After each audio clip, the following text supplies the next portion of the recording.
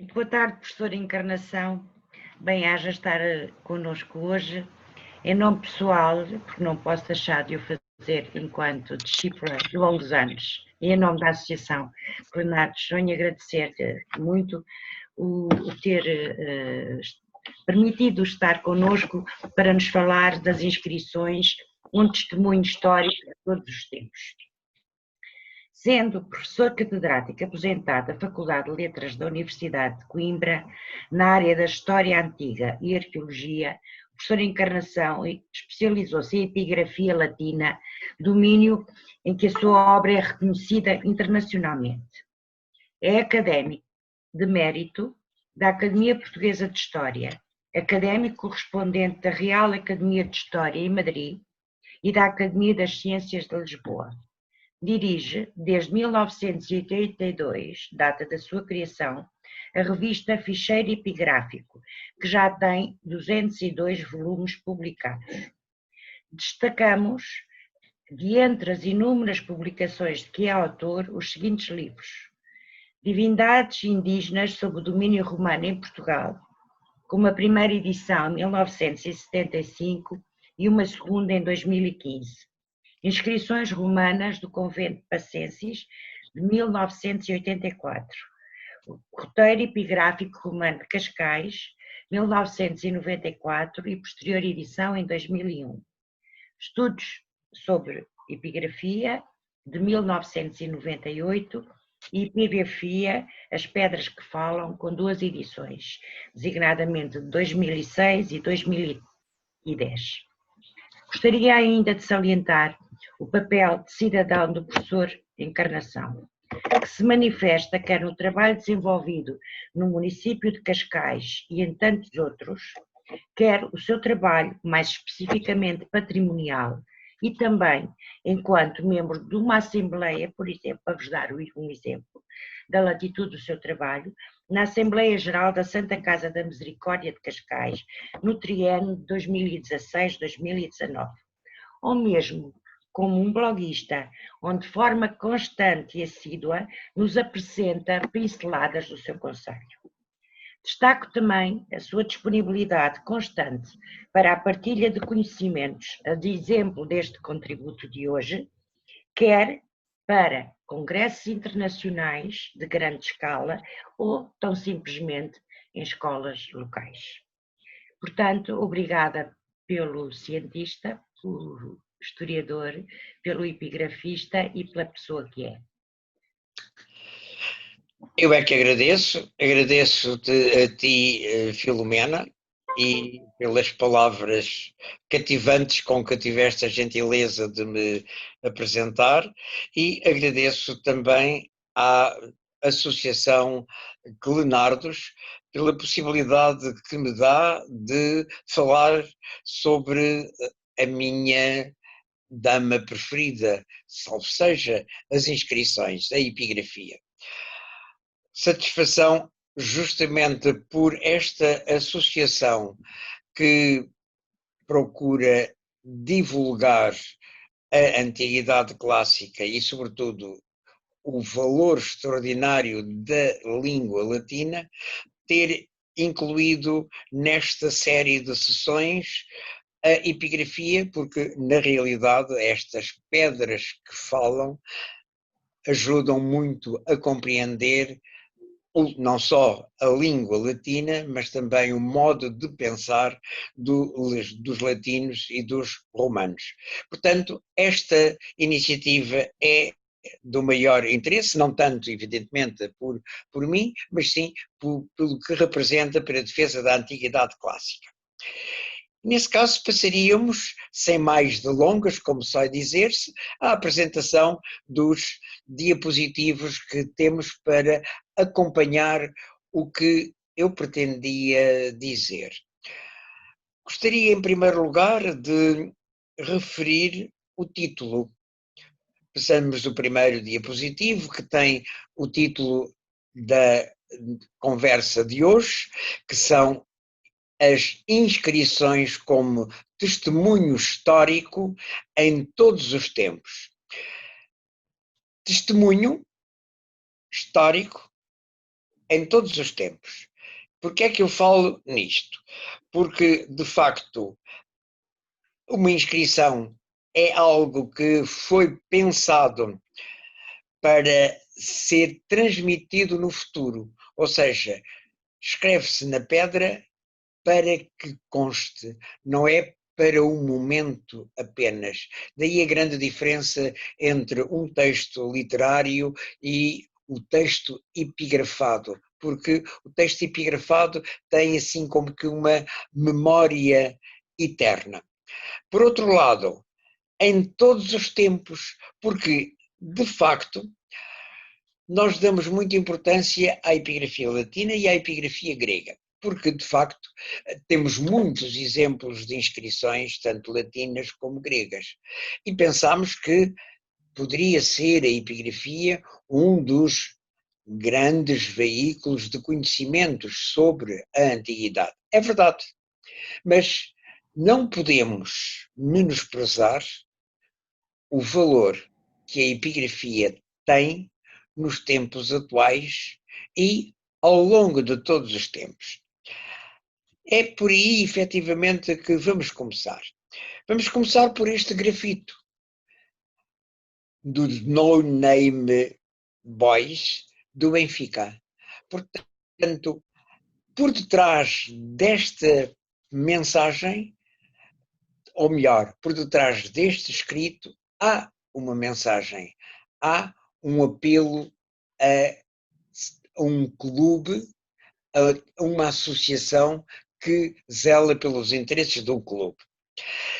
E esta ideia de, através das inscrições, se poder veicular uma mensagem, está também patente na imagem que está em seguida. I love Maria. Mas por isso mesmo, e passa-se agora o diapositivo seguinte, para mostrar o que está por baixo. Exatamente.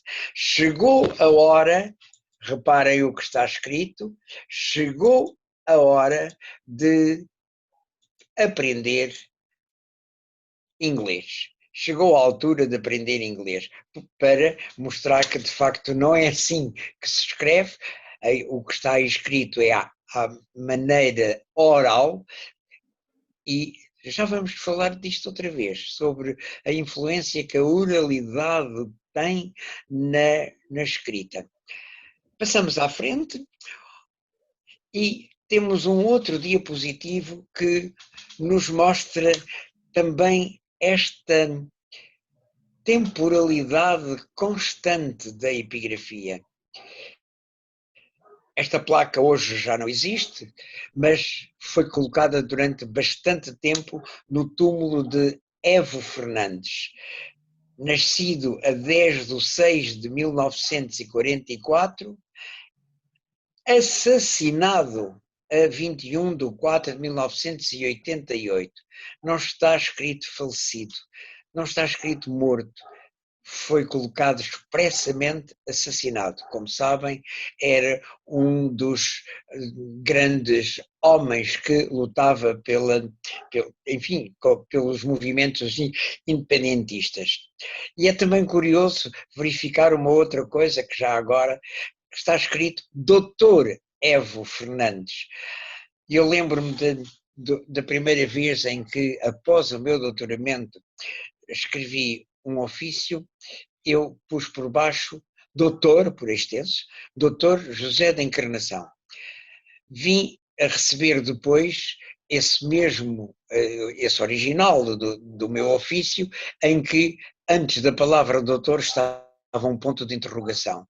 Na realidade, eu tinha tido um ato de grande ingenuidade, porque numa carta que é enfim, de teor formal, evidentemente o doutor devia ter sido colocado de parte, não devia ter posto, aliás, sempre depois me assinei sempre só José da Encarnação.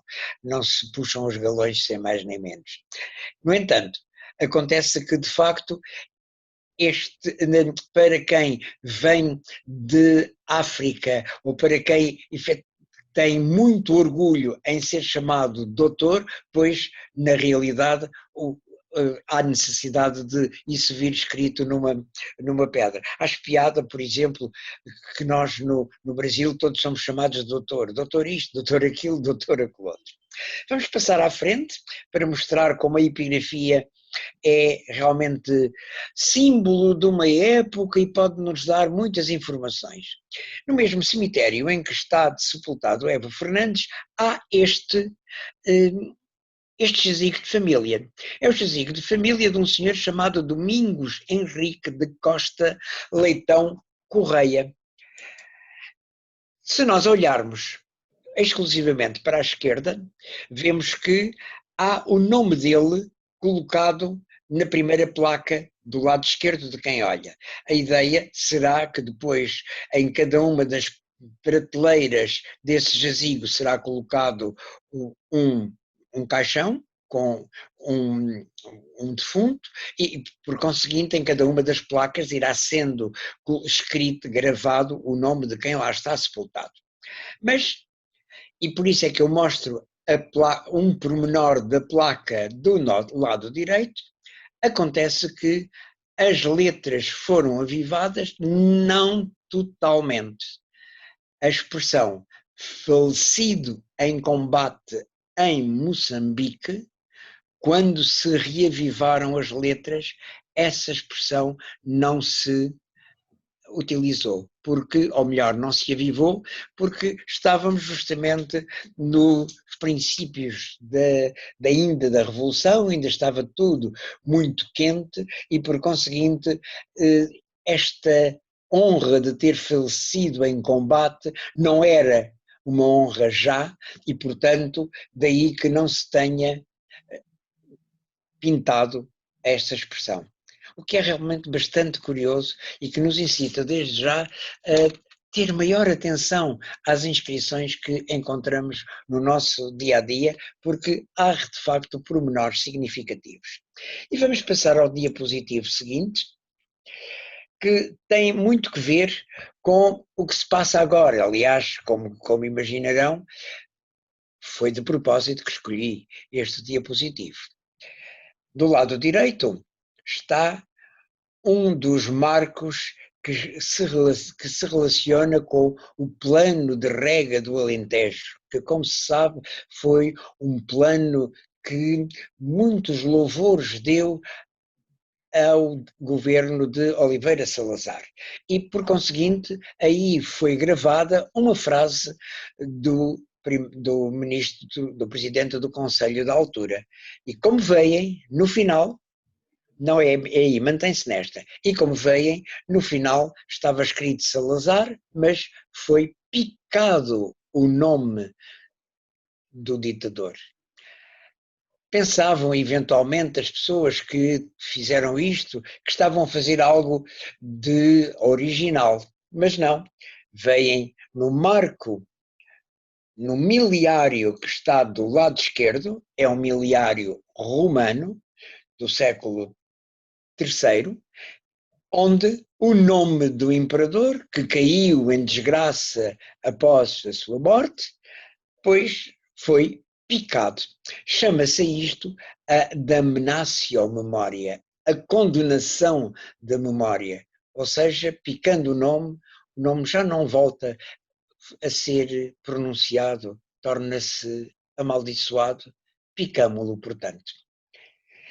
Agora a imagem a seguir mostra uma outra coisa. Vejam, a fruta tem veneno, perigo. É curiosíssimo. Esta é uma imagem que com certeza alguns de vocês já receberam, pois denota, como há bocadinho falávamos, denota a linguagem oral. A pessoa escreve como pronuncia. E a palavra perigo, de facto, nós não pronunciamos perigo, como não pronunciamos Filomena, pronunciamos Filomena, Filomena. A primeira sílaba não se nota quase. Aqui perigo não se nota. E, portanto, vejam o reflexo da linguagem oral inscrição que é ali colocada. Cá está, novamente, a epigrafia, porque esta placa é uma epígrafe, está em material duradouro. Mas eu não resisti a chamar a atenção para o facto de também o erro poder ser, como estava agora a comentar, algo de cultural. Mas neste livro que está do nosso lado esquerdo, História da Antiguidade da Cidade de Évora, esse livro foi escrito por um senhor chamado André de Rezende, mas não é a palavra André que está lá escrita. Muito provavelmente, só depois de terem feito a impressão da capa é que se aperceberam que faltava o N. Mas já estava tudo feito e, por conseguinte, não valia a pena voltar para trás. Essa também uma justificação por erros que vemos às vezes nas gravações de inscrições. Está feito, não, toda a gente acaba por compreender e às vezes até se está um erro, e como a publicidade com muita frequência agora o faz, é capaz de escrever com algum erro justamente para que a pessoa chame a atenção. E recordo que na zona de Reguengos de Monsaraz, a determinado momento começaram os compradores e designadamente os turistas a comprar determinados pratos que estavam com inscrições erradas, porque as inscrições eram mandadas fazer, os pais mandavam fazer aos meninos para eles e às vezes escreviam com erros. Isso era uma prova de que se tratava de algo perfeitamente original, não fora escolhido assim a dedo. De tal maneira que depois alguns artesãos começaram a escrever erros de propósito para ganharem mais. O que mostra em seguida é uma prova que eu tive, que achei realmente muito curiosa e peço desculpa de eu utilizar. Esta carta veio de Espanha e vinha para uma rua, podemos escrever a rua, o nome da rua que está em seguida. A rua chama-se Rua Essa de Queiroz. Vamos escrever que está ao lado, Essa de Queiroz. E a seguir a Essa de Queiroz estava o nome da terra, que é Aldeia de Juso. Ora, o que acontece é que, de facto, ali, quem leu, isto vem de Espanha, não conseguiu ler a minuta como devia ser e de forma que escreveu, essa escreveu sem cedilha, Queiroz não escreveu com um E, mas escreveu com 2 Vs e depois Aldeia de Juso foi transformada em Algia F420. Acharam muito estranho que não houvesse número de porta e daí puseram Algia F420. Um erro, portanto, de compreensão da minuta, algo que nós vemos com frequência no tempo dos romanos. E vamos passar ao diapositivo seguinte, vem agora o Essa de Queiroz e a Aldeia de Juso que eu estava a falar. Passamos ao seguinte, vejam, esta é uma inscrição muito conhecida, está no Museu Nacional de Arqueologia, é seguramente uma das cupas mais bonitas que nós temos, é da Quinta de Marim, perto de Olhão. Do ponto de vista artístico, rapidamente se compreendeu como é que se devia fazer. Portanto, está bonita com essas pétalas ali, com essas rosáceas.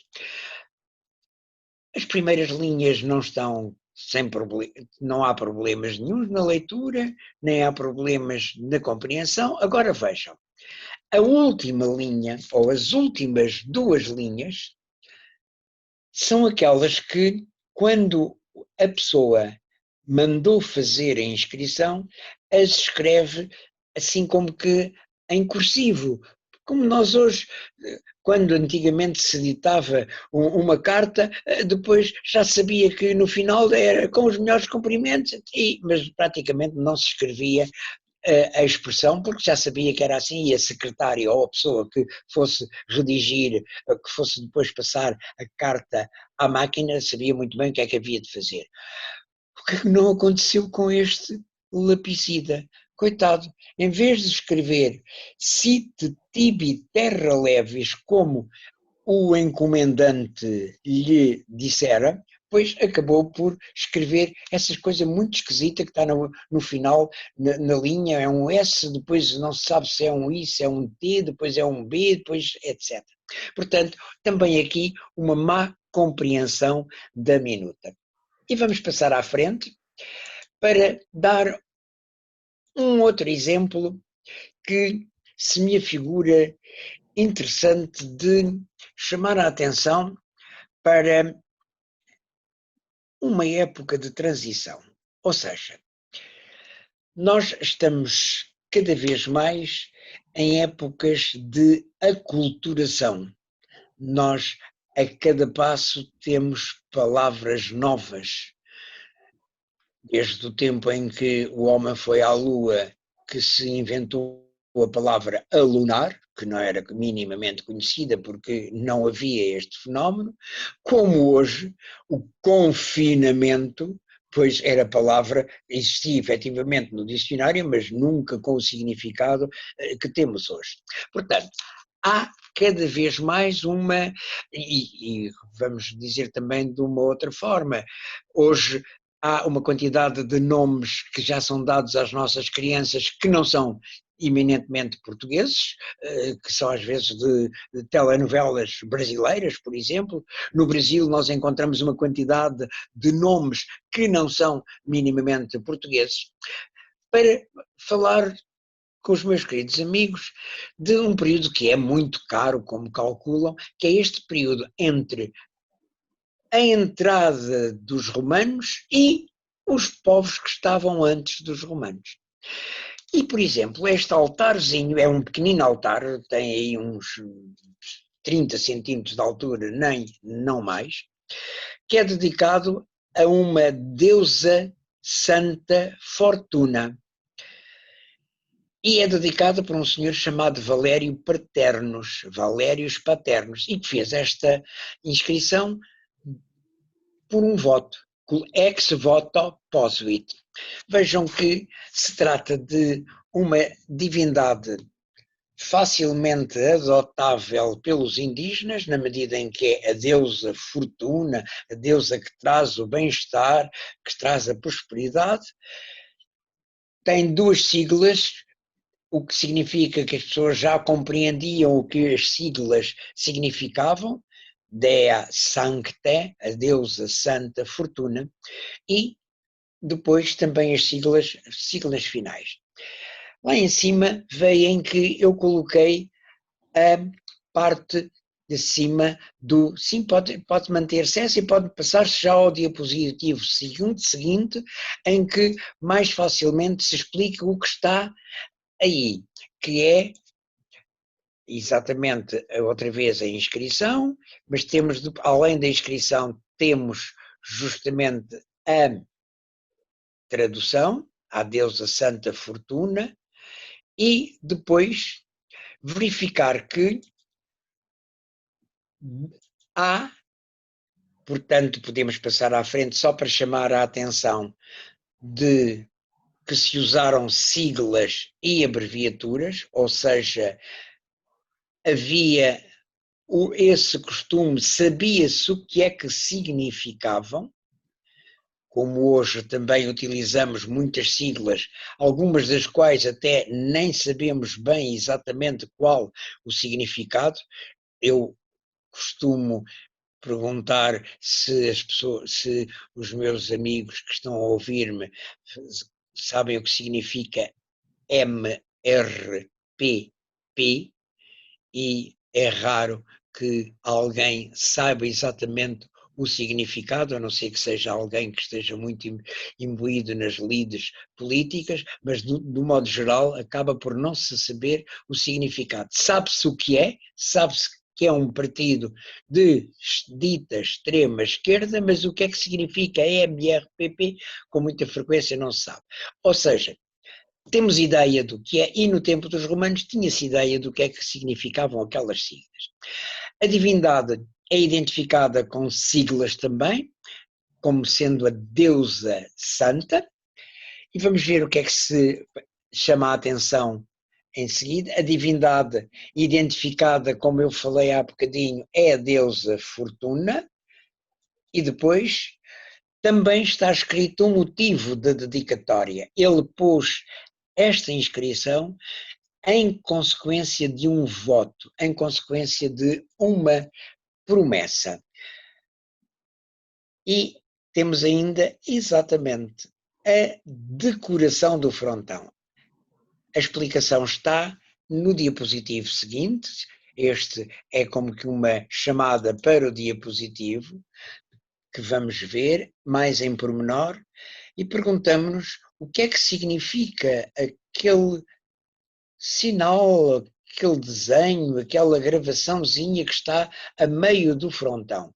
Por cima está uma cavidade, que é o fóculo, onde supostamente se colocariam as essências a queimar em honra da divindade. Eu disse supostamente porque, como se tratava de um altar muito pequenino, quase certeza que nunca se queimou lá nada. Aliás, nós ao encontrarmos esse altar verificámos que não havia restos de alguma combustão. O certo é que havia como que a intenção de dizer à divindade: nós temos intenção de te sacrificar aqui e queimar em tua honra essências. Ora, muito bem. A imagem que está do lado esquerdo é justamente uma das imagens que hoje cada vez se vê menos, porque essa árvore, o teixo, em a linguagem científica é Taxus baccata, o teixo está em vias de extinção porque se descobriu que era realmente uma árvore muito, muito, muito útil.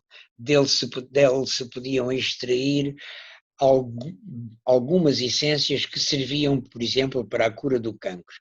E o que eu transcrevo aí é uma imagem de Floro, dos epítomos de Floro, em que fala que os indígenas do norte da Península Ibérica, o texto é muito frequente, por exemplo, nas Astúrias, os indígenas suicidaram-se envenenando-se com um produto que, sem excessivo trabalho, extraem do teixo na sua terra. Desta forma, uma boa parte da população se livrou da escravatura que consideram pior do que a morte. Portanto, essas árvores estavam com frequência à porta dos cemitérios e às vezes acontecia que os cavalos até comiam essas folhas e acabavam por morrer, e às vezes isso era interpretado como uma dor que os cavalos tinham pela morte dos seus donos. Podemos passar à frente.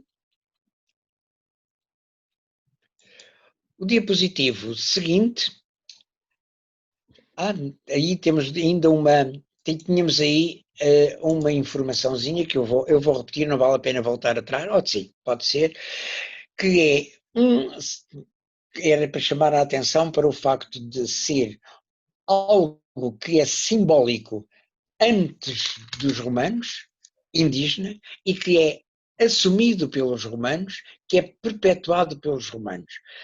A miúde se pensou até há alguns anos atrás que se tratava de palmas. Ora, acontece que no norte da Península Ibérica, onde, por exemplo, existia muito esta decoração no tempo dos romanos, a palmeira não existe. A palmeira é uma árvore mediterrânica e, por conseguinte, e aliás a forma como as folhas estão expostas não é realmente a de uma palmeira. Portanto, daí eu ter escrito que era um simbolismo endógeno que foi assumido e perpetuado pelos romanos.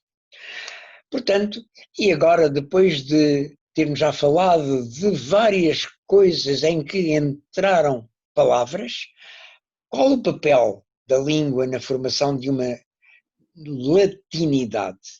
Mas não se exprimem uma e outra, a língua e a latinidade, através de símbolos, de sinais, e não houve coexistência? É isto que vamos agora tentar ver.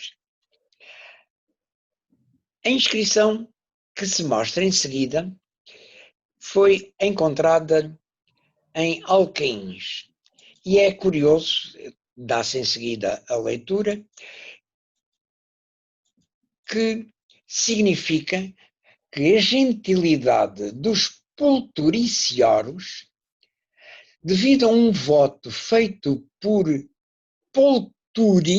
Polturo, filho de Senão, ou seja, há uma gentilidade que se chama os polturícios. Tem este nome porque o seu antecedente, o seu ascendente maior, se chamava Pulturo. E, por conseguinte, a gentilidade presta culto a uma divindade. Mas repare-se, presta à maneira latina, tanto que termina ALS, Animo Libens Solvit. Colocou esta inscrição a esta divindade Asídia, que nunca tínhamos ainda encontrado, é uma divindade indígena, no entanto, é venerada à maneira dos romanos. E veja-se, no entanto, que não deixaram de colocar na parte de cima essa imagem de uma voluta que aparece com muita frequência nas inscrições, designadamente do norte, do nordeste transmontano. Essa forma de rosácea, assim, em andamento. É típica das comunidades pré-romanas. Vê-se aqui, portanto, a utilização, do latim, a identificação de uma gentilidade à maneira latina, repare-se que diz gentilitas dos polturícios, polturiciorum, utiliza um genitivo plural, sabem também complemento circunstancial de causa ou de motivo, ex voto, pelo voto, e reparem que a palavra voto tem o O mais pequenino, e portanto tudo está dentro dos conformes. Podemos passar à frente para dar um outro testemunho que se me afigura também muito curioso. Vem o diapositivo seguinte, podemos passar as 3 fases desse diapositivo, também mais adiante, para se ver logo o que está escrito. Também, já agora, passa-se o texto, porque está ao lado a indicação do que está escrito. Veja-se. É um monumento solene, tem cerca de quase 1,5 metro de altura. Veja-se que há em cima o fóculo de que falei há bocadinho em relação ao altar da deusa Fortuna. Este é um fóculo assim maior, dá a impressão de poder ser utilizado, ou até, se calhar, foi utilizado. Agora, o que está aí escrito? Está escrito em latim, mas num latim um bocadinho estranho. Porque, vê-se, começando de baixo para cima, VSLM, que significa Votum Solvit Libens Merito. Portanto, a inscrição foi colocada ao mérito, já vamos ver de que numen, e foi colocada de livre vontade. Como é óbvio, se não tivesse sido colocada de livre vontade, pois não teria valor. Quem manda fazer chama-se, estamos a ler de baixo para cima, um senhor chamado Albino, que é filho de Quereas. Quereas é um nome assim meio latino, meio grego. Albinos é perfeitamente latino. Aliás, até com muita frequência, os indígenas começaram a identificar-se com nomes que tinham um significado concreto. Albino pode ser aquele que tem uma cor que é branquinho, enquanto que temos outros que podem ser ruivos, e o Rufus pode ser ruivo, porque ele era ruivinho, ou Rufino, que é o filho do Rufus. Bem, e qual a divindade? Deiba Borigo. Deibo Borigo. Visaiego Borico. Nunca tal tínhamos visto nem ouvido. Por outro lado, Deiba, isso sim, já tínhamos pensado que seria deusa. Deibó será Deus. Deo, Deae. Mas ambos têm a mesma designação. Portanto, penso eu que é a mesma divindade vista no seu aspecto masculino e no seu aspecto feminino. Como os deuses não têm género e os romanos nem sempre sabiam se era uma deusa ou um deus, acabaram muitas vezes por apresentar isto que nós, a miúde, por facilidade, chamamos um par divino, quando na realidade não se trata de um par divino, mas sim a divindade venerada sob a forma masculina ou sob a forma feminina. Esta inscrição, que foi encontrada em Viseu, tem também uma grande importância. Vamos lá ver porquê. Leiam com atenção a linha 4.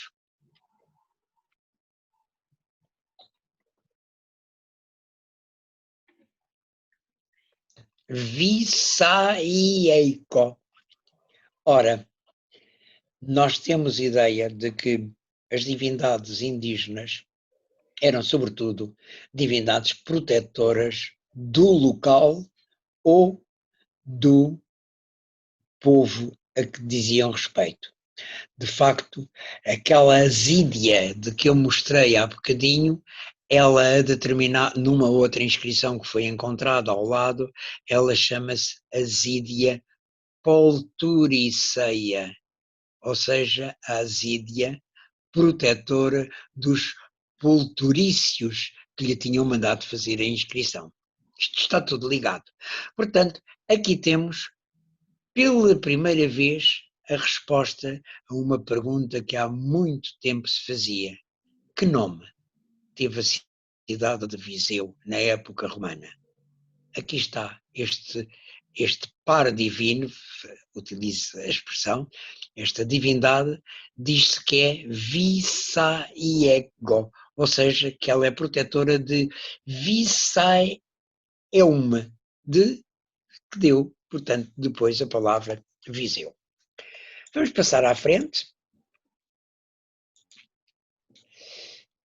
para dizer, voltamos a ter o texto completo, para seguir 2 ou 3 exatamente, a explicação de que se trata de um dedicante indígena, porque se identifica com um nome mais o nome do pai.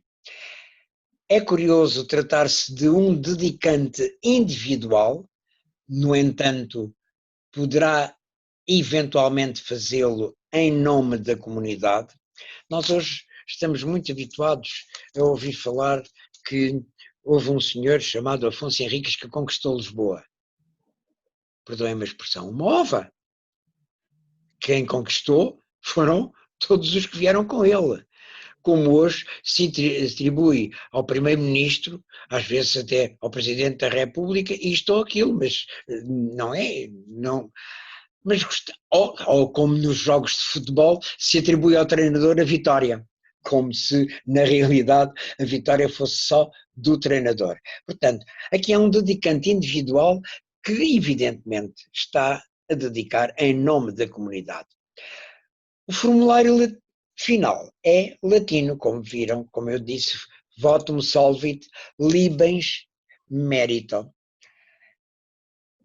E as divindades são indígenas também, são as divindades próprias do local. Eu pus divindade de indígena, divindades indígenas, justamente para chamar a atenção para o facto de serem duas divindades com a mesma categoria.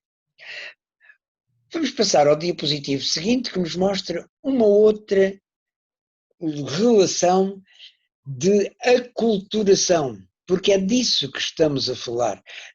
Também como a língua é este extraordinário veículo de aculturação que nós temos na atualidade e que existia no tempo dos romanos. E aqui, mais uma vez, temos uma inscrição, podemos ver do lado esquerdo que tem a tradução, é dedicada ao Deus maior dos romanos, a Júpiter ótimo máximo, Iovi optumo maximo, uma ara, um altar, um pequeno altar, uma réplica de um altar, dado que não se podia oferecer um altar onde se pudessem sacrificar carneiros ou bois, oferecia-se um pequeno altar simulando que de facto era a vontade que o crente tinha de que o Deus fosse assim honrado com o sacrifício. E quem dedica? A Civitas Cubelcorum. Portanto, os cubelcos que eram indígenas, que é uma gentilidade, aqui se chama a cidade dos cubelcos. Nós temos ideia de onde é que foi encontrada, possivelmente esta inscrição, tal e qual como a anterior, é uma área de fundação, uma área fundacional. Passamos adiante, vamos ver uma outra que mostra que entra mais naquilo que nós estávamos a falar, que nós falamos a princípio, que era a questão da língua. Também trata-se de uma inscrição dedicada por uma indígena, Dobideina, é um nome típico da Lusitânia, filha de Docuiro, Docuiros é também um nome típico da Lusitânia, pré-romana, mas são utilizados à maneira latina, veja-se, e ela dedica a inscrição, cá está, votum libens solvit, que é a última linha, a Júpiter, mas não é o Júpiter ótimo máximo que estávamos a ver há bocadinho, é o Júpiter supremo sumo. Ora, esta expressão causou-nos uma certa estranheza, porque não há mais nenhuma inscrição no mundo romano conhecida até ao momento em que Júpiter seja identificado desta forma, como supremo e sumo. Tivemos que ir, por conseguinte, à procura, e é isso que vamos fazer no diapositivo seguinte, vamos verificar que essa fórmula latina, não, eu não vou mostrar ainda, na medida em que quero fazer algum, como se costuma dizer, algum suspense.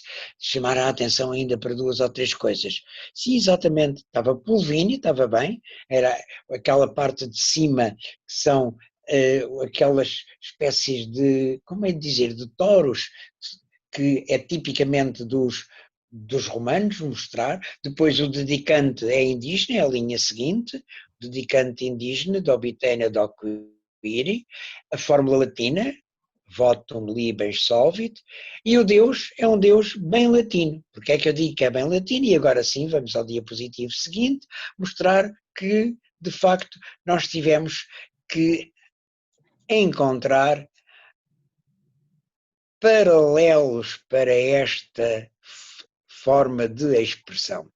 E fomos, admirem-se, encontrá-los, por exemplo, em Catulo.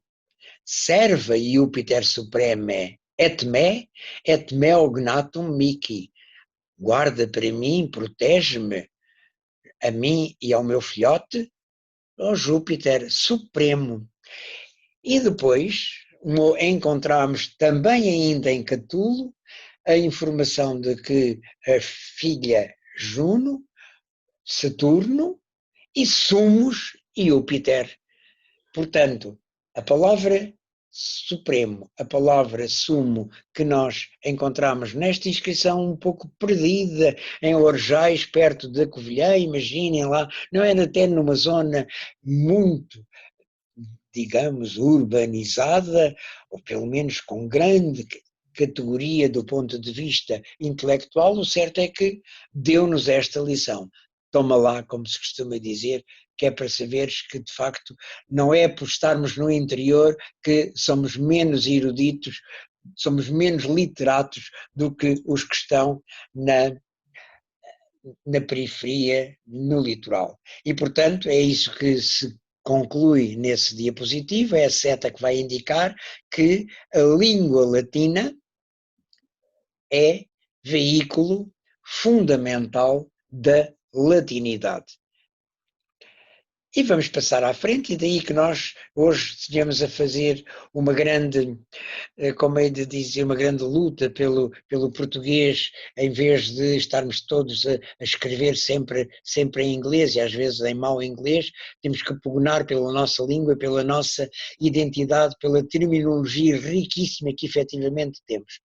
E o que acontece, e o que aconteceu nesta placa, que é uma placa extraordinária que temos no Museu Nacional de Arqueologia, eu tenho aí, vou passando, esse é o nome de um dos deuses, é em língua dita lusitana, porque temos as palavras não ainda inteiramente latinas, mas também já não inteiramente pré-romanas. Temos, portanto, uma divindade Catibidona, de que encontramos outro exemplo na Beira Baixa. Vamos passar à frente e encontramos Brueneia, que nunca se tinha encontrado, como por exemplo deste deus Banda, também nunca se tinha encontrado este epíteto Aracui, que é possivelmente do local. Esta inscrição é do nordeste alentejano, como por exemplo Reve Araco e veem outra divindade, mas com o mesmo epíteto que tem Banda, portanto eram aí adorados vários deuses. Isto não deve fazer complicação nenhuma, pelo simples motivo de que se nós entrarmos, por exemplo, na Catedral de Lisboa, a Catedral de Lisboa está dedicada a, creio que é Santa Maria, salvo erro, eu agora não, mas creio que sim, que é Santa Maria. Mas ao lado, lateralmente, há uma série de altares com uma série de santos.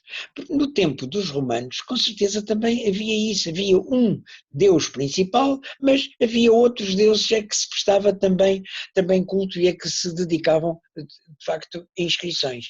Portanto, cá está, mais uma vez, um ritual romano, que é o da Suoveta Aurelia. Podemos passar exatamente daí, prevejam que a palavra oilam veio da palavra oviculum, uma ovelhinha, e deu a palavra oilen, que é uma das palavras que aparece nessa inscrição. Provavelmente aqui está um vestígio de um sacrifício chamado a Suoveta Aurelia, sacrifício de um porco, de uma ovelha e de um touro, neste caso em honra de várias divindades. Era um ritual romano que foi assumido e perpetuado. É que a língua continuará a ser, vamos passar ao diapositivo seguinte, na minha ótica, continuará a ser em todos os tempos um veículo de afirmação identitária. E é por isso que, por exemplo, em Bruxelas nós encontramos um nome de rua que está escrito em duas línguas, em francês e em flamengo. Encontramos em Toulouse uma placa na mesma rua em francês e por baixo da placa em francês a outra que em patois, em provençal. Reparem, muito parecido até mais com que o nosso, Carreira de las Leis. Como na Irlanda, em Galway, é o exemplo que dou em seguida, em que temos Galway e por cima em irlandês a outra palavra, portanto, concretamente em bilingue. Em Barcelona, eu achei muito curioso quando, uma das vezes que lá passei, no aeroporto, reparem que a primeira língua é o catalão, a segunda língua é o inglês e só em terceiro lugar é que vem o castelhano. Portanto, isto tem por detrás uma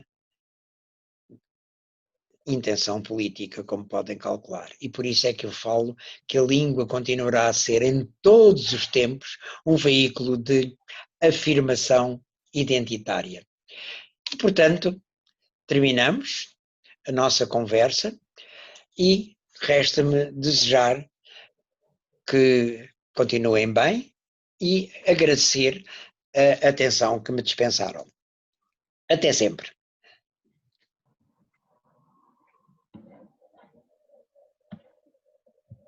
Caro professor Encarnação, novamente grata pela sua companhia, pela sua constante disponibilidade e pelo que aprendemos consigo cada vez que ouvimos. Espero ter a sorte de o poder continuar a ouvir em muitos lugares e distintos espaços. Muito obrigado, o privilégio foi meu. Espero não ter sido maçador e que alguma das coisas que tenha dito tenha caído fundo no coração e na inteligência dos ouvintes. Muito obrigado, foi um privilégio. Boa Graças. noite ou boa tarde, como depende da hora que nos ouvirem, como se costuma dizer.